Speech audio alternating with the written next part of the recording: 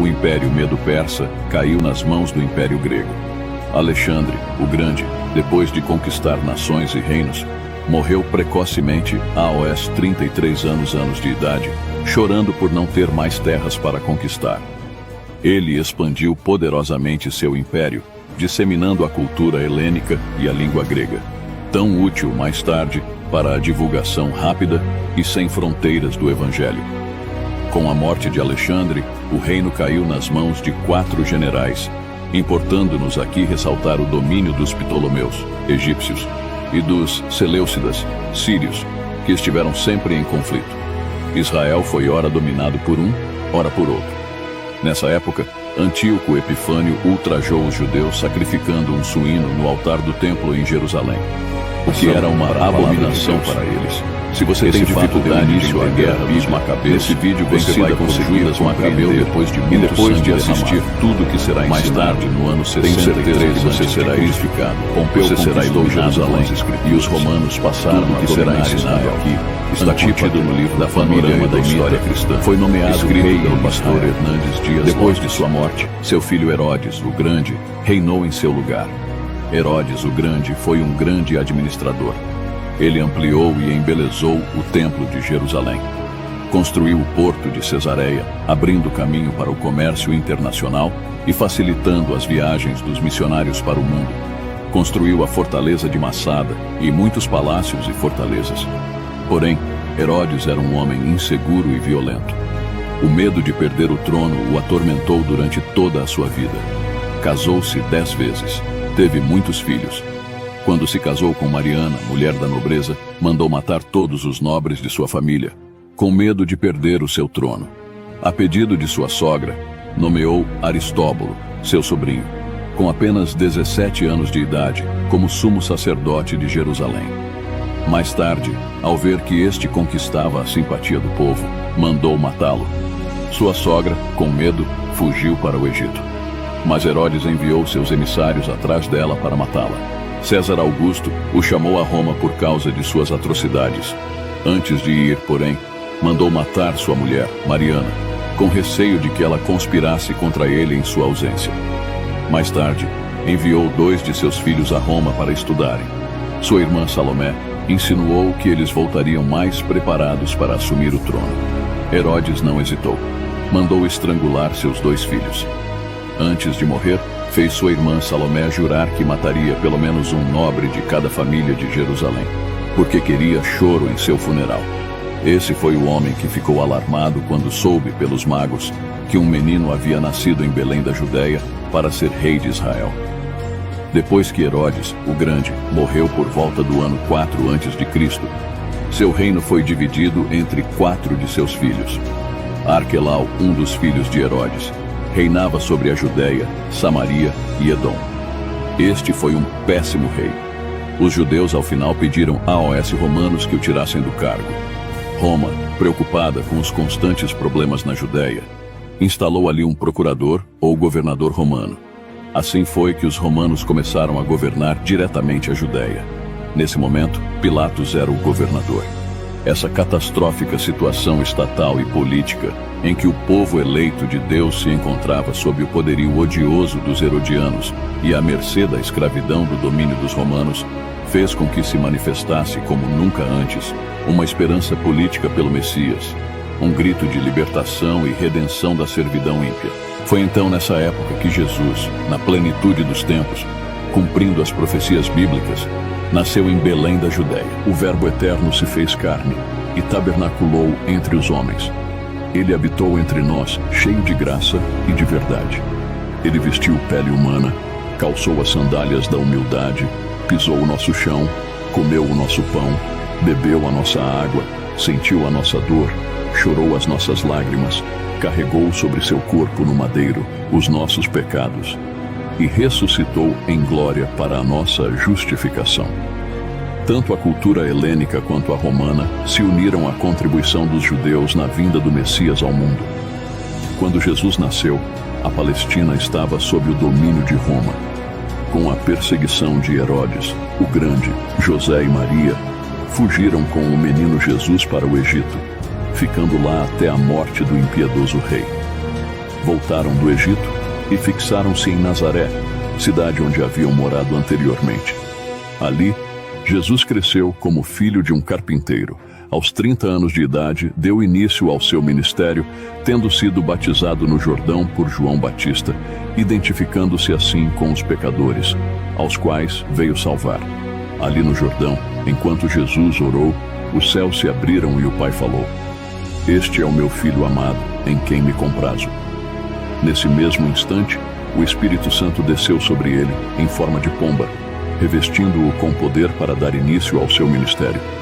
Do Jordão, Jesus foi conduzido ao deserto pelo Espírito Santo, onde jejuou por 40 dias e 40 noites, tempo em que foi tentado pelo diabo. Por 3 vezes, o diabo investiu contra Jesus para derrubá-lo, mas o Filho o venceu no deserto, usando sempre a espada do Espírito, a palavra de Deus. O diabo derrubou o primeiro Adão no paraíso, mas foi derrotado pelo segundo Adão no deserto. Do deserto, Jesus, cheio do Espírito Santo, seguiu para a Galileia. Chegando a Nazaré, onde viveu a maior parte da sua vida terrena, entrou na sinagoga, tomou o rolo do livro de Isaías e leu: "O Espírito do Senhor está sobre mim, pelo que me ungiu para pregar, para curar e para libertar." Jesus chamou 12 homens, aos quais deu o nome de apóstolos, investindo a maior parte do seu tempo para treiná-los e discipulá-los. Percorreu a Galileia, a Pérea, Samaria e a Judeia. Pregou nas cidades, nas vilas e nos campos. Pregou nas sinagogas e no templo. Pregou ao ar livre, na praia e também nos lares.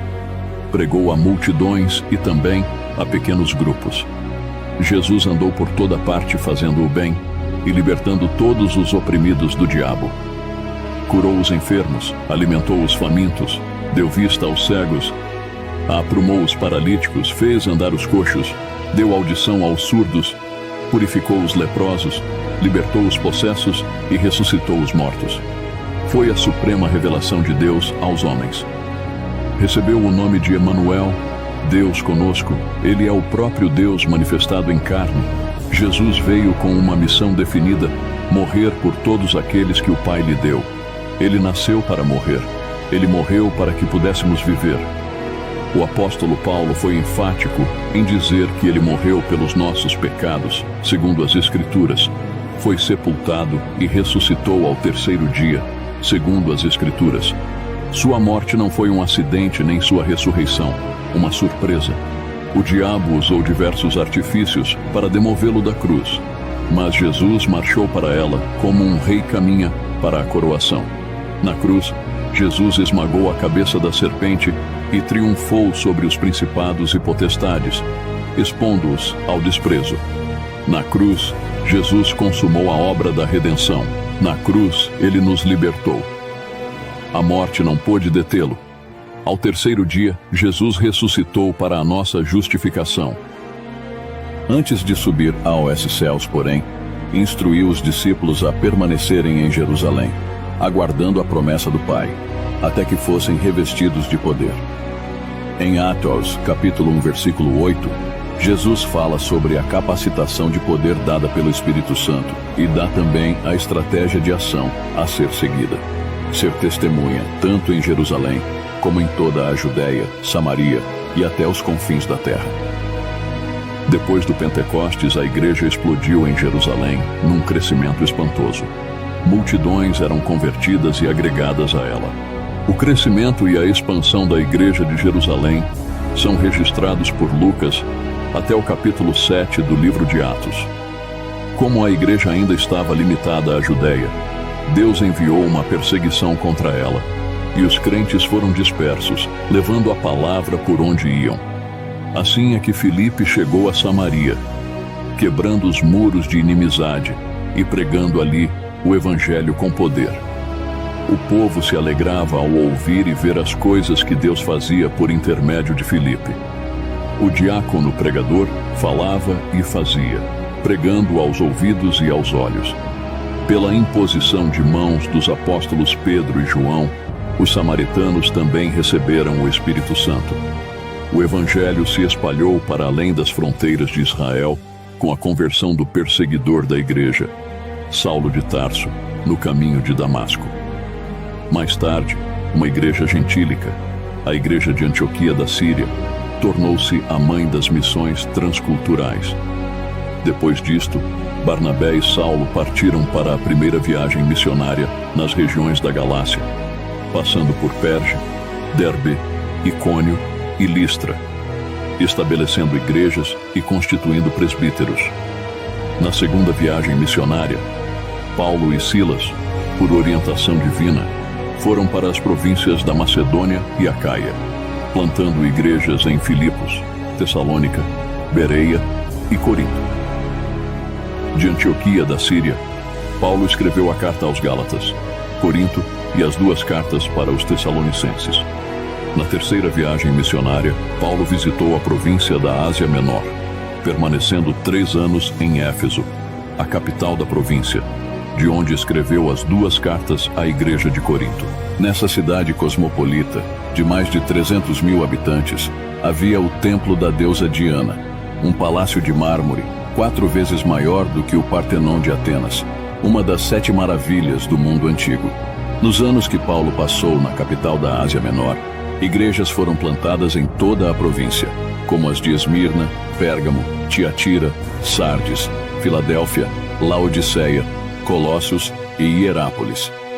Em virtude da fome que assolou o mundo no tempo do imperador Cláudio, os judeus foram expulsos de Roma conforme registrado no livro de Atos, capítulo 18, versículo 2. Paulo então faz uma grande coleta entre as igrejas gentílicas para levar aos pobres da Judéia. Ao embarcar rumo a Jerusalém, comunicou aos presbíteros de Éfeso que de cidade em cidade o que lhe aguardava eram cadeias e tribulações. Não obstante, não levava em conta sua própria vida para cumprir seu ministério de anunciar o evangelho da graça de Deus. Antes de embarcar para Jerusalém, escreveu sua mais robusta epístola, a carta aos Romanos, onde compartilhou seu desejo de visitar a capital do império e repartir com a igreja a palavra, sendo por ela enviado até a Espanha. Mesmo levando significativa ajuda financeira aos pobres da Judéia, Paulo foi preso em Jerusalém e dali transferido para Cesareia, onde foi acusado durante 2 anos pelos judeus, sob a égide dos governadores Félix e Festo. Em face da tendência de Festo de entregá-lo nas mãos do Sinédrio, que planejava sua morte, Paulo, usando os privilégios de sua cidadania romana, optou por ser julgado em Roma. Na viagem para a capital do império, enfrentou um terrível naufrágio. O navio se despedaçou por inteiro, porém todos os passageiros e tripulantes foram salvos miraculosamente, conforme promessa de Deus a Paulo. Na ilha de Malta, onde chegaram, uma víbora picou a mão de Paulo, mas Deus neutralizou o veneno letal da cobra e ainda usou seu servo para curar todos os enfermos da ilha. Assim, os malteses enviaram Paulo a Roma com todas as suas necessidades supridas. Ali permaneceu preso durante 2 anos, em uma casa alugada. Dali, Paulo evangelizou a guarda pretoriana, estimulou os crentes a trabalhar e escreveu cartas para Efésios, para Filipenses, Colossenses e para Filemão. Após esse período, Paulo foi liberado da prisão e então escreveu a primeira carta a Timóteo e a carta a Tito. Mas, a partir do ano 64, a perseguição à igreja, em vez de ser religiosa, passou a ser política. E Paulo retornou à prisão, sendo encerrado numa masmorra, um porão subterrâneo, escuro, úmido e insalubre. No dia 17 de julho do ano 64, a cidade de Roma, com mais de 1 milhão de pessoas, foi incendiada. Nero, o imperador, vestido de ator, subiu para o alto da Torre de Mecenas, de onde assistiu ao espetáculo horrendo das chamas devorando a cidade. Foram 7 noites e 6 dias de incêndio. Quando as chamas apagaram, 70% da cidade estava destruída. Dos 14 bairros de Roma, 10 deles foram devastados pelas chamas. Os 4 bairros restantes, densamente povoados por judeus e cristãos, deram a Nero um álibi para colocar a culpa do incêndio de Roma nos cristãos. Começa então uma brutal perseguição à igreja. Faltou madeira para fazer cruz, tamanha a quantidade de crentes crucificados. Os crentes eram amarrados em postes, cobertos de piche e queimados vivos. para iluminar as noites de Roma. Foi um verdadeiro massacre. Dessa segunda prisão, Paulo escreveu a sua última epístola, a segunda carta a Timóteo. Nela relatou a chegada do seu próprio martírio e a gloriosa esperança de tomar posse da coroa da justiça. Assim, por volta do ano 67, o veterano apóstolo foi degolado, deixando, porém, para as gerações pósteras, um bendito legado. O Novo Testamento foi escrito num período de 50 anos. Temos 4 livros biográficos, os 4 evangelhos, e 3 são sinópticos, quer dizer, vistos por uma mesma perspectiva: Mateus, Marcos e Lucas. A ênfase de Mateus é apresentar Jesus como o Rei dos Judeus. Escrito para os judeus, tem o maior volume de citações do Antigo Testamento. É o mais judaico dos evangelhos.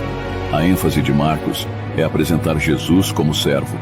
Escrito para os romanos, é o evangelho que se concentra nas obras de Jesus, mais do que nos seus ensinos. O evangelho de Lucas enfatiza Jesus como Filho do Homem. Escrito para os gregos, por um médico gentio, historiador e viajante, tem como propósito apresentar o retrato de Jesus como o homem perfeito. Por isso, Lucas é o evangelista que mais fala da vida de oração de Jesus e do seu ministério realizado no poder do Espírito Santo. João, já no final do 1º século, para refutar o gnosticismo, uma perniciosa heresia que negava a divindade de Cristo, com uma abordagem diferente dos demais, prova que Jesus é verdadeiramente Deus e verdadeiramente homem. João selecionou 7 milagres operados por Jesus e 7 declarações "Eu sou", provando que ele tem os mesmos atributos de Deus e realiza as mesmas obras dele.